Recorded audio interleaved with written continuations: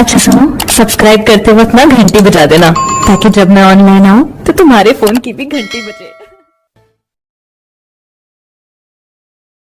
आप सभी लोगों को प्रणाम निवेदित कर रहा हूँ। विशेष रूप से मंच पर विराजमान विशाल समाज मंदिर के प्रधान जी, यशपाल जी और मेरे दाई ओर बैठे आचार्य जी, इनको मैं बहुत बहुत प्रणाम करता हूँ।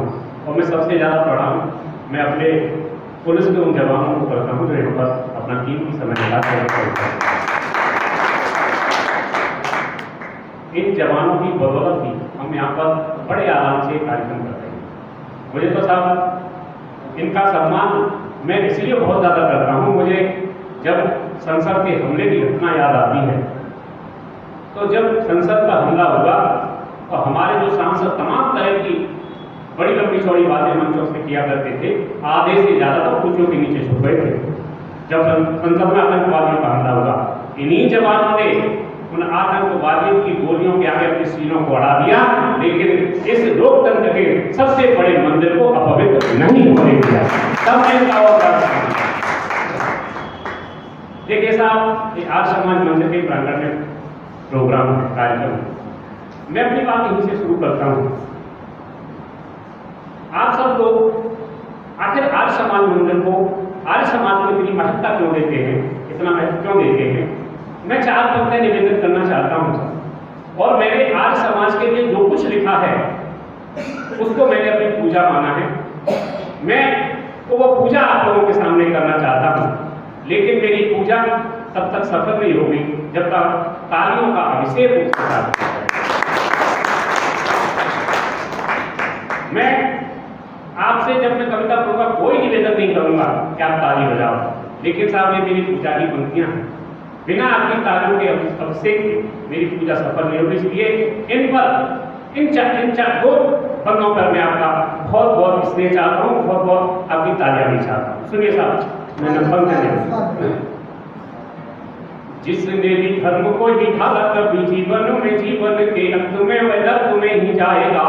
ऐसा प्राणी बार बार जीता और मरता है, जीवन मरण के ही गोता बस खाएगा। कि मुक्ति चाहते हो यदि जीवन मरण से, तो आर्य बंधुओं का ही आदर्श काम आएगा।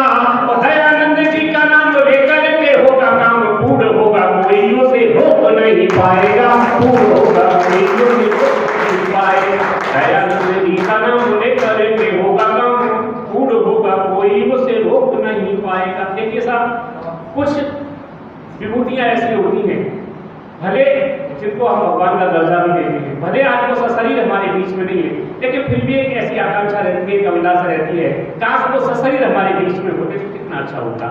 इसी आकांक्षा के तहत 4 पंक्तियां और निवेदन करना चाहता हूँ कि भ्रष्ट आचरण डोलता है चहु और यहाँ ऐसे में प्रकाश पुंज फिर से जलाइए। और जातिवाद, धर्मवाद और वर्गवाद छोड़ नारायणवाद जय हिंद का लगाइए। कि देश है तो खुद को मिटाया जिस मानव ने, उसी देवदूत के आदर्श अपनाइए। और राष्ट्र सारा होगा धन्य देख के दोबारा तुम्हें एक बार फिर यहाँ दयानंद आइए। एक बार फिर यहाँ दयानंद आइए, एक बार फिर यहाँ सारा होगा धन्य देख के दोबारा तुम्हें एक बार फिर यहाँ दयानंद आइए। और मैं देश के उन तमाम शहीदों को याद करना चाहता हूं, उनको नमन करना चाहता हूं 4 पंक्तियों के माध्यम से, जिन्होंने अपना बलिदान देकर इस देश की स्वतंत्रता की बलिवेदी पर अपने आप को निछावर कर हम 2 लोगों को स्वतंत्रता दिलाने का काम किया। अगर आज हम स्वतंत्रता की वातावरण में सांस ले रहे हैं, तो हमारे स्वतंत्रता सेनानियों का हमारे ऊपर एक बहुत बड़ा ऋण है जिसको हम कभी छुपा नहीं सकते। मैं तमाम स्वतंत्रता सेनानी जो जाने अनजाने, कुछ लोगों को हम जानते हैं, तमाम लोगों को हम जानते हैं, सबको मैं नमन करते हुए 4 पंक्तियां पढ़ता हूँ साहब। और आज जो कुछ हमारे पास है सब उनकी बदौलत है, तब मैं 4 पंक्तियां पढ़ता हूँ। भारतीय भाल पर जिसने चढ़ाया लहू, वैसे हर लाल को प्रणाम करता हूँ मैं। कि भारतीय भाल पर जिसने चढ़ाया लहू, वैसे हर लाल को प्रणाम करता हूँ मैं। और भारती के आगे निज बेटों की चढ़ावी भेंट याद रे सीमा को सुबह शाम करता हूँ मैं। कि जहाँ गिरा खून उन्हें नीर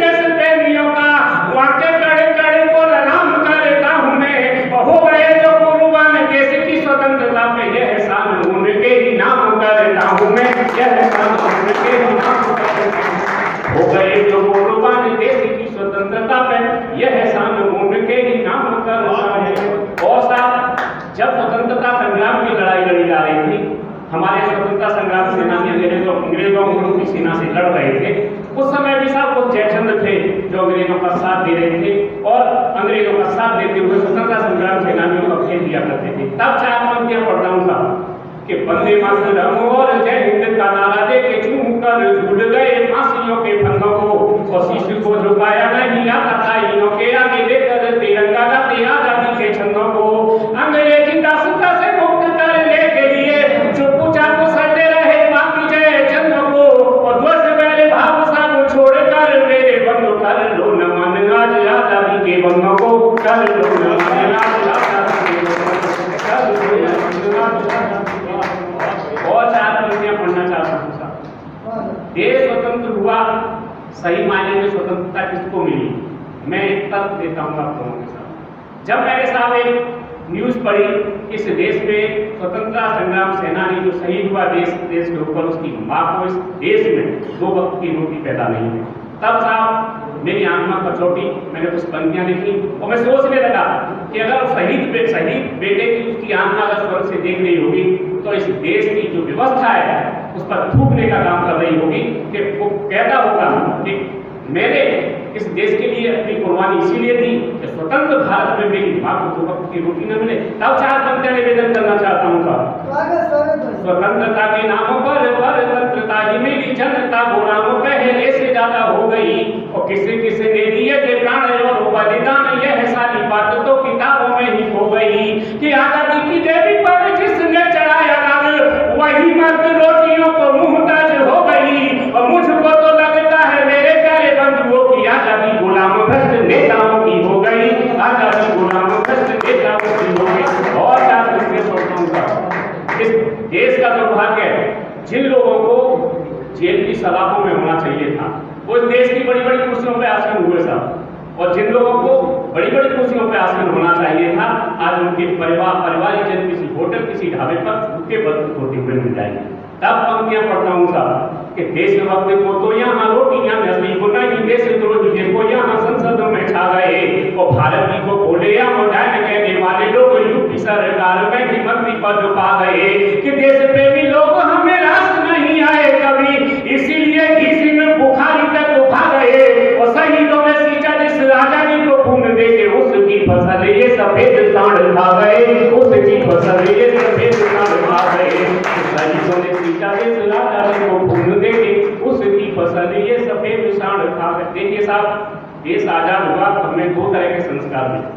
एक संस्कार हमें मिला महात्मा गांधी जी का, जिन्होंने सत्य और अहिंसा का हमें आचरण सिखाया और हमने भी पूरे विश्व में सत्य और अहिंसा का संदेश दिया।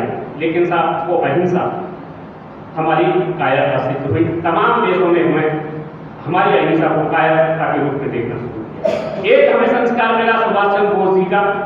सुभाष चंद्र बोस जी ने नारा दिया था तुम मुझे पूर्ण 2 मिनट में आजादी दो। वो कहा भी करते थे कि मर्यादा और अहिंसा तब तक सही लगती है जब तक हमारा मान सम्मान सुरक्षित हो, हमारे देश की सीमा सुरक्षित हो, हमारी भारत माँ सुरक्षित हो। अगर इन पर कोई हमला करता है तो फिर वहाँ अहिंसा अगर अपनाते हो तो निश्चित रूप से ये आपकी कायरता होगी।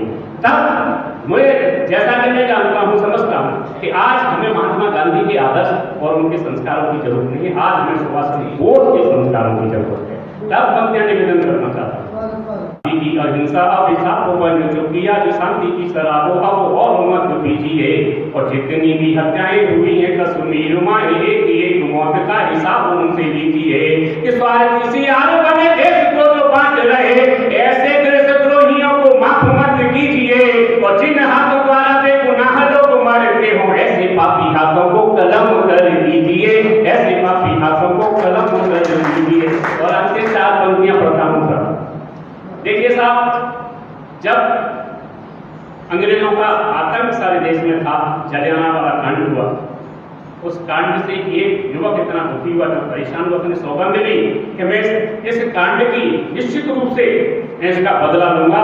और उस युवक का नाम था उधम सिंह। उसने इंग्लैंड में जाकर के जनरल डायर जो उसका जिसने वो कांड कराया था उसको गोलियों से ढूंढ दिया। तब मैं उस शहीद के सम्मान में 4 पंक्तियां पढ़ता। मेरे मन की पंक्तियां आपको अच्छी लगे तो आप आशीर्वाद देना साहब कि आतंकवाद का सफाया तब तक होगा नहीं जब तक देश के दलाल यहाँ जिंदा है और एक एक कर पहचान अब करनी होगी सुरों में देश के मलाल यहाँ जिंदा है कि देश की अखंडता को तोड़ नहीं पाया कोई।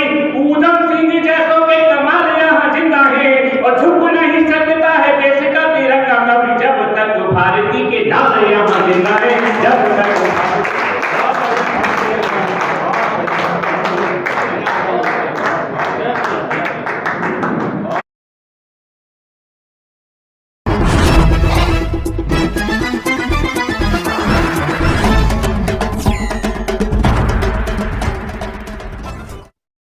अच्छा सुनो, सब्सक्राइब करते वक्त ना घंटी बजा देना, ताकि जब मैं ऑनलाइन आऊँ तो तुम्हारे फोन की भी घंटी बजे।